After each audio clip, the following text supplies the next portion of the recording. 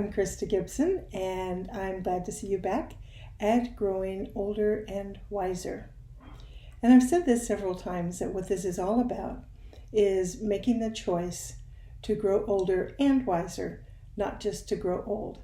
There's a lot of people, and we all know some of them, who grow old and they become brittle and angry and shallow and all of those things.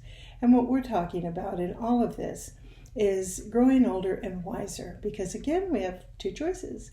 We either grow older or we die. That's our choice. So we get to decide how we want to grow older.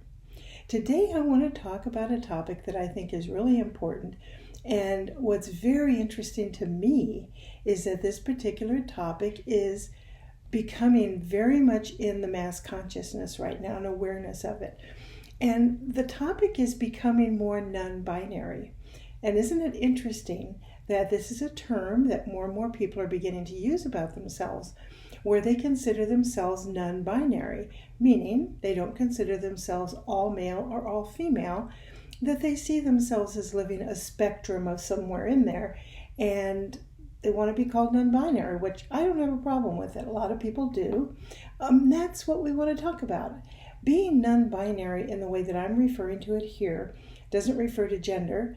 What I'm referring to is being non-binary in the way that we think. So most of us were raised to think about life in terms of black and white. Either thing is bad or it's good. It's up or it's down. It's day or it's night. It's male or it's female. That's all being binary. What's happening on the planet and what happens with us if we choose it as we grow older is we can get more in the middle of that so that our lives are more gray rather than black or white. Instead of being red or blue, they're purple, where we can begin to see ourselves living a continuum. It doesn't mean we're never black and we're never white.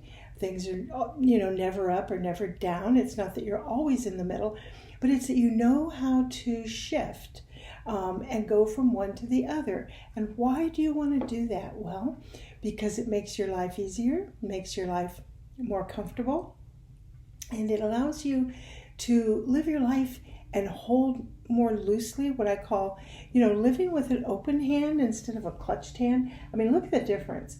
Clutched hand, open hand. Which one feels more comfortable to you?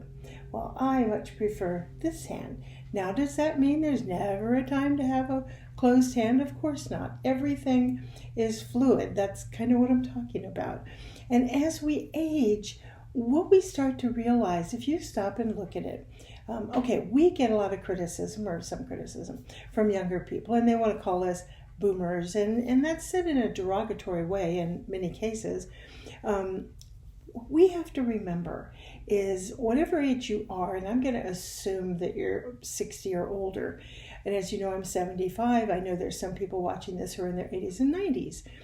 We have lived through our 20s. People in their 20s have not lived through their 30s, 40s, 50s, 60s, and onward. We have gone through all the stages and the changes and the challenges and the joys and the sorrows that they either are experiencing or will get to experience. Well, what does that mean? That means even if we didn't live those times in our life as consciously as we might have wished we did, we have all that wisdom to draw upon. Let's say in your 30s you made some mistakes and you made some poor life choices and you paid the price for that. Okay, you can now gain that wisdom and go, okay, wait, what did I learn from that? Yeah, I goofed and yeah, I had to pay the price for goofing, but what did I learn and how can I apply that to my life now? And that's a non-binary position, because you're not saying that you're bad because you made those choices, or you were wrong. Same thing for your big successes. Just like you, I've had some enormous, wonderful successes in my life that I'm very proud of and very happy with. What did I learn from them? And we get to sit back now and look at those and say, okay, what can I glean from that in my life now? How can I use these experiences, these situations, to become wiser? And then how can I share that wisdom with those who maybe want some of that wisdom. Some people want our wisdom and other people don't. And I've kind of learned, I put it out there, and people who want it will find it, and those who don't want it won't find it, and that's okay with me. And in your personal life, you don't have to go out seeking people to share your wisdom with. You have your wisdom. Many times all we do is radiate it. I've been known to just sit and radiate light and love and kindness to Congress because the Lord needs it. The Lord knows those people need it. And I radiate support. And some of the worst people, quote unquote worst, other people consider them the best. So there you go, you're binary. I send as much light and love as I can. I send it to their higher self, not their lower self. So the higher self knows how to rain that down upon them when they need it. These are the things, this is a way where as we grow older, we can grow wiser because we can benefit from all the past that we have and take it now today and apply it in various ways. Maybe you want to write a book. We've talked about this. Maybe you do want to give classes. Maybe you don't. Maybe you just want to meditate and share that way. There's some big energies coming on the planet very soon. A date that's been thrown out is March 22nd, 2023, known as Heaven's Cross. And I talked about it in my article in Living with Grace and Ease. So if you haven't read that, I suggest you go read that newsletter. And it's at Substack also. And see what you think. What I suggested is do some research, see what you feel about it. I think it's going to be a big deal. I think that it's going to be up to us, each one of us, to experience it in our own way. I think that March 22nd is only the beginning.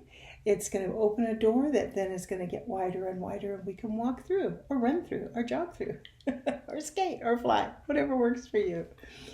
That's going to be another opportunity as we move into that for you and me and other people who have lived a good long life to take what we know and apply it. And that's going to help the folks coming up behind us. And not that there's not a lot of them that don't know what to do. Of course there are. There's a lot of incredibly wise young people these days. And I'm glad because we're counting on them, and the earth is counting on them. We can take some of what we know, what we've experienced, and as this all moves forward, we can energetically share that with them. So here's another tip how you can grow older and wiser, and that is to be less binary. Live in the gray, not the black and white. Live in the purple, not the red and blue. I'll see you next time.